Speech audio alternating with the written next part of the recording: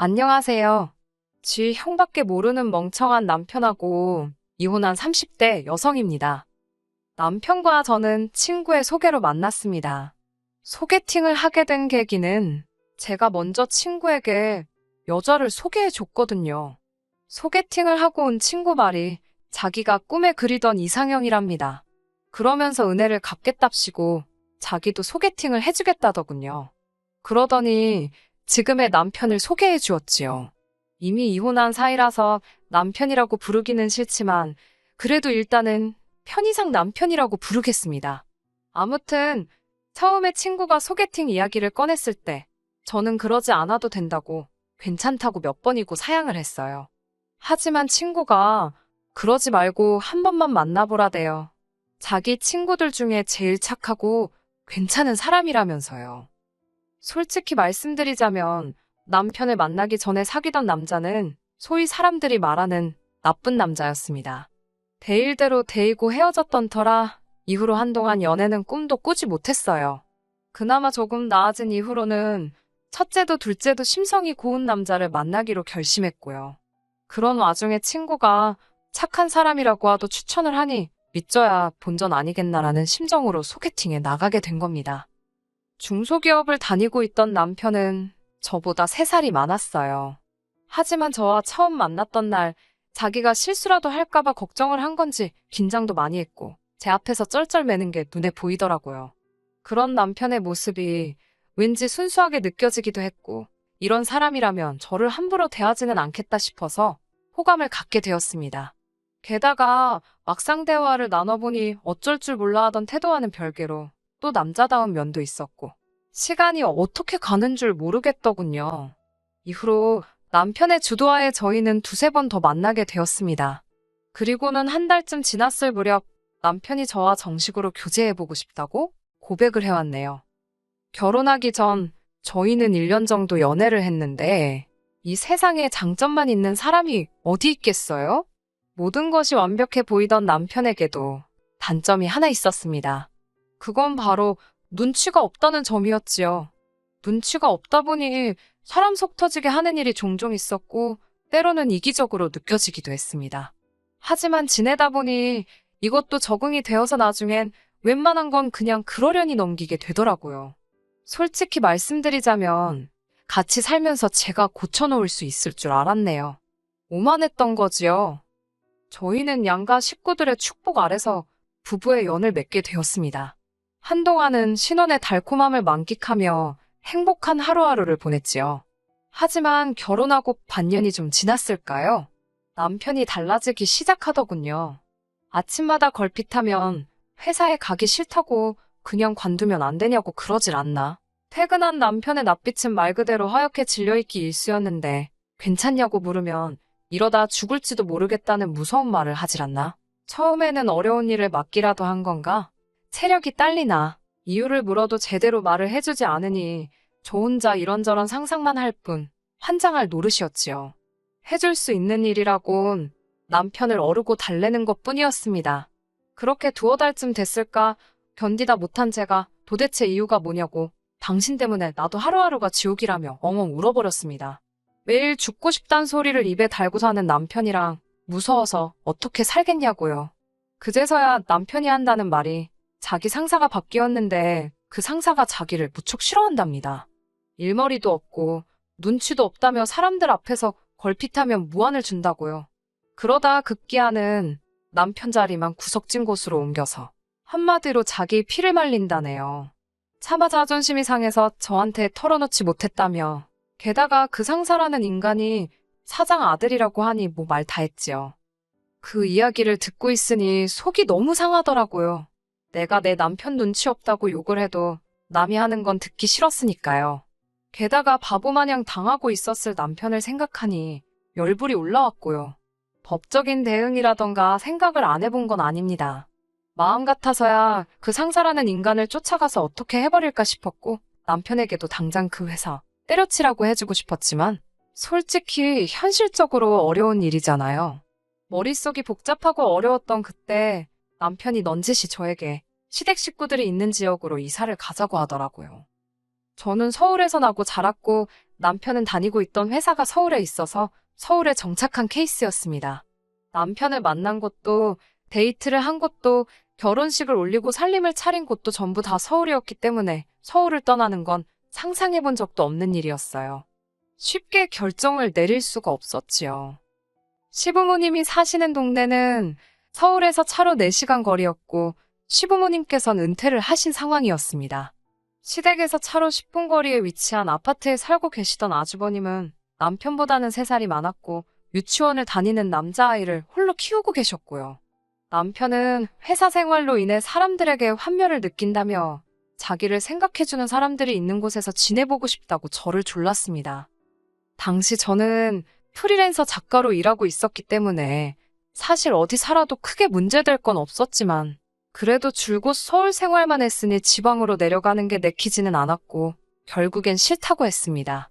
하지만 남편은 저에게 시간을 갖고 생각해보라며 저를 설득하고 기다리더라고요. 저 하나만 생각한다면 정말 내려가기 싫었지만 하루가 다르게 얼굴은 말라가는 남편을 보고 있자니 죄책감이 들더군요.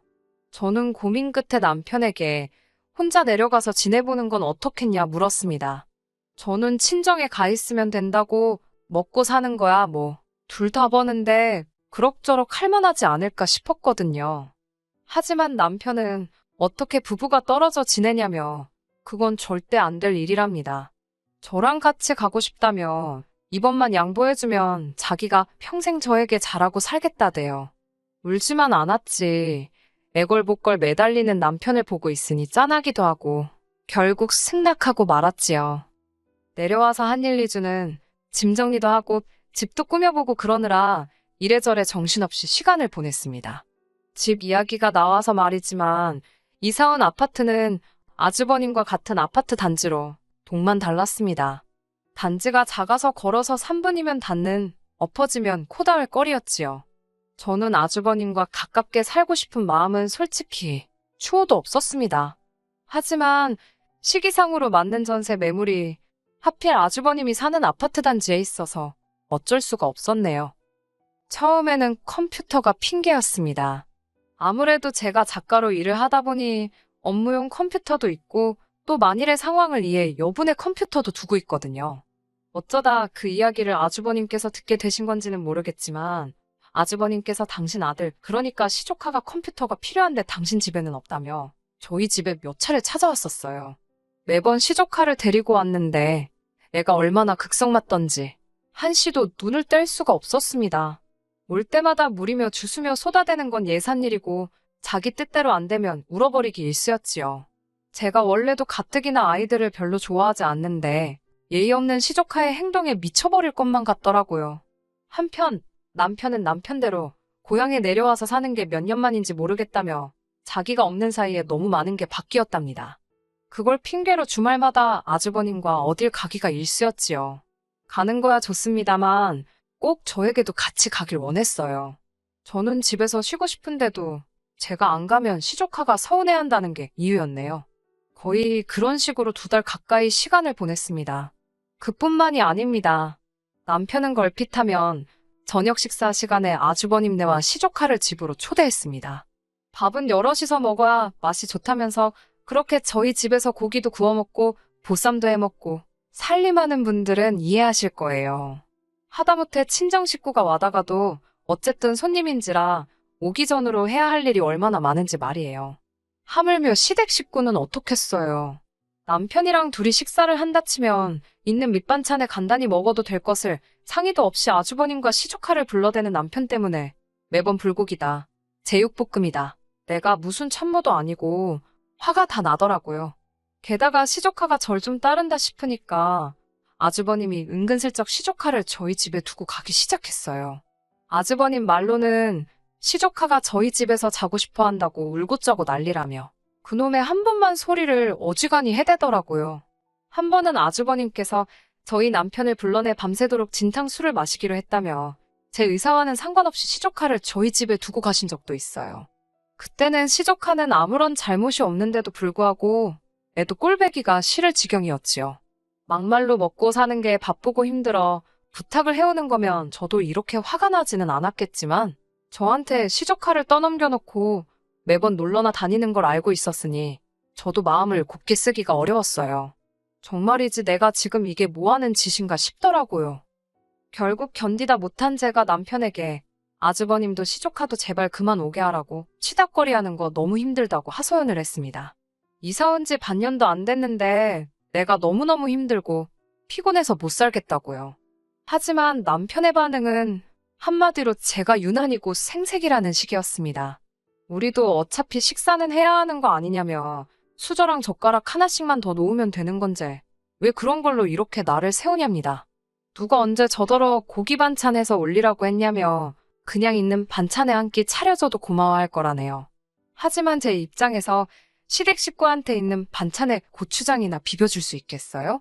남편이 눈치고 센스고 물 말아먹은 건 알고 있었지만 깝깝하더라고요. 뿐만 아니라 시조카에 대해서도 그 나이 때 애들은 원래 뛰어다니고 그러는 게 맞다면서 제가 그럼 나더러 계속 이렇게 살라는 거냐니까 필요하면 형제끼리 서로 도울 수도 있는 건데 제가 너무 선을 긋는답니다. 그 말을 듣는데 너무 어이가 없어서 다 필요 없다고 지금 이 순간부터는 아주버님이고 시족하고 꼴도 보기 싫으니 절대로 이 집에 들이지 말라 했습니다. 그렇게 당신 아주버님이 안타까우면 당신이 그 집 가서 밥 차려주고 그 집에서 시조카 봐주고 오라고 했어요. 남편은 저더러 결혼 전에는 그렇게 착하고 이해심도 많더니 왜 이렇게 된 거냐며 속상하고 서운하답니다. 나야말로 당신한테 속상하고 서운하다고 왜 이렇게 이기적이냐고 따지고 들었네요. 다행히 이후로 며칠 동안은 아무 일 없이 잠잠했습니다. 아주버님이 코빼기도 보이지 않았기에 저는 남편이 제 마음을 이해해 준 거라고 아주버님에게도 잘 이야기한 모양이라고 그렇게 믿었습니다. 하지만 며칠 뒤 누군가 저희 집을 찾아왔습니다. 현관문을 미친 듯이 두들겨서 놀란 제가 인터폰으로 밖을 내다보니 어머님이셨습니다. 무슨 일인지 알 수는 없었지만 일단 현관을 열어드리니 어머님께서 씩씩거리며 들어오시더라고요. 그러더니 저에게 왜 그렇게 심보가 고약하냐며 바짜고짜 화를 내시는 게 아니겠어요? 그게 무슨 말씀이냐 하니 이 집에 여자라곤 너 하나인데 거 밥 좀 하고 애 좀 챙기는 게 그렇게 어렵냐입니다. 아주버님과 시조카 이야기구나 싶으니까 이참에 저도 할 말은 해야겠다 싶더라고요. 전 어머님께 제가 남편하고 결혼했지 무슨 이 집 식모로 들어온 것도 아닌데 왜 아주버님 뒤치다꺼리를 제가 해야 하냐고 따졌습니다. 그리고 어머님은 여자 아니시냐고 그렇게 아주버님이 안타까우시면 어머님이 직접 밥도 해주시고 손자도 좀 챙겨주시지 왜 저한테 그러시냐고 할 말 안 할 말 다 했네요. 평소라면 절대로 그러지 않았을 텐데 저도 그간 쌓여온 스트레스도 있었고 가뜩이나 남편도 제 편을 안 들어줘서 열받아 죽겠던지라 조절을 못한 게 사실입니다. 그러자 어머님께선 너랑 나랑 급이 같냐며 당신은 이 집안의 안주인이고 저는 제일 아랫사람 아니냐입니다. 원래 한 집에 며느리로 들어오면은 남편만 챙기는 게 아니라 시부모 공경하고 형제들 챙기고 그러는 거래요.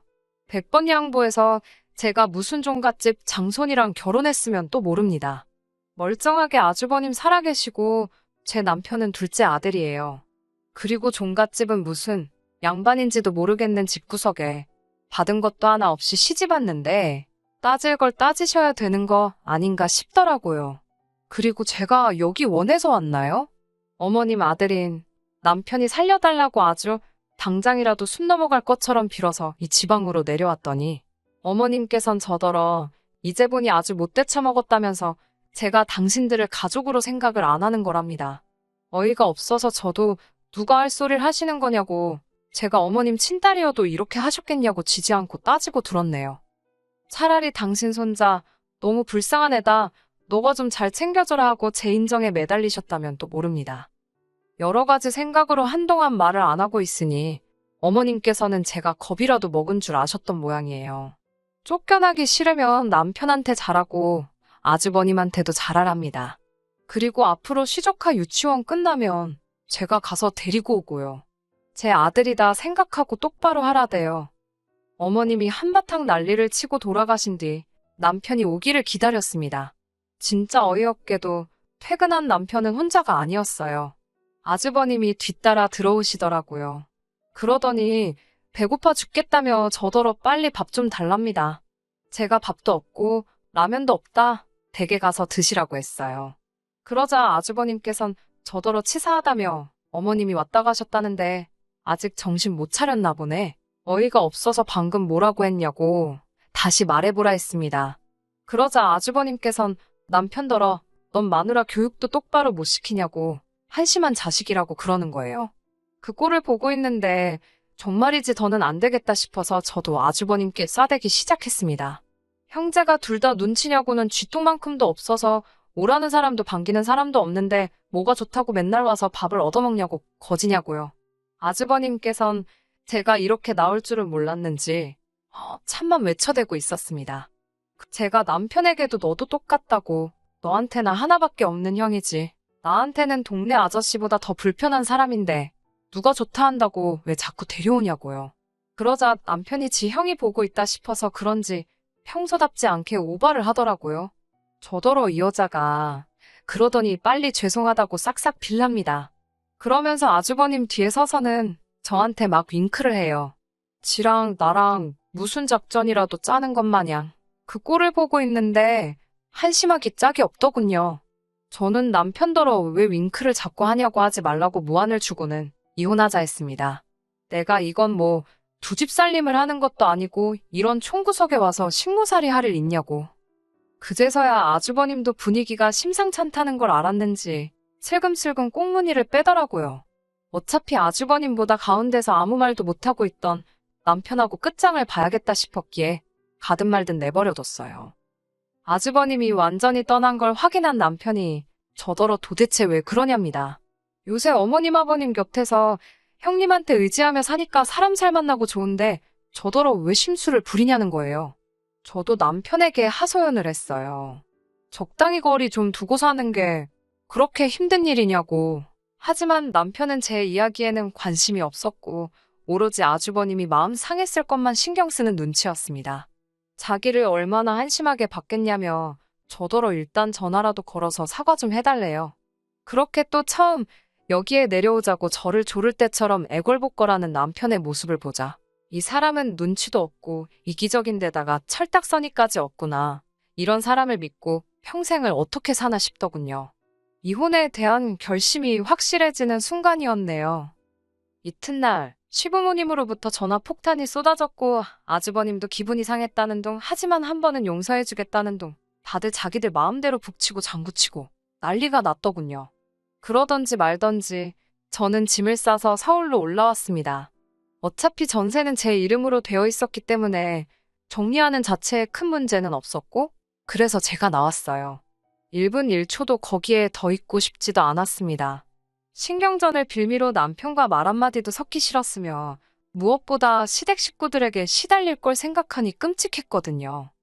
후기랄 건 없지만 남편은 절대 이혼은 못한다고 거의 저희 집 앞에 드러눕다시피 했었어요. 그걸 본 친정아버지께서 차로 받아버린다고 하시는 거 저랑 친정어머니가 간신히 말렸지요. 이래도 저래도 제가 받아주질 않으니 남편도 악에 바친 건지 이혼에 동의를 해주지 않아서 지금 이혼 소송 중입니다. 하지만 변호사인 친구가 말하기를 시간이 걸려서 그렇지 이혼하는 데는 아무런 문제가 없을 거니까 너무 신경 쓰지 말라고 하더라고요. 이제 당분간은 남 뒤치다꺼리는 그만하고 싶어요. 제 앞가림이나 하면서 혼자만의 즐거운 일상을 되찾을 생각입니다. 끝까지 들어주셔서 감사합니다. 오늘의 사연은 여기까지입니다. 구독과 좋아요, 알람 설정 부탁드리고 더 좋은 사연으로 다시 찾아뵙겠습니다. 감사합니다.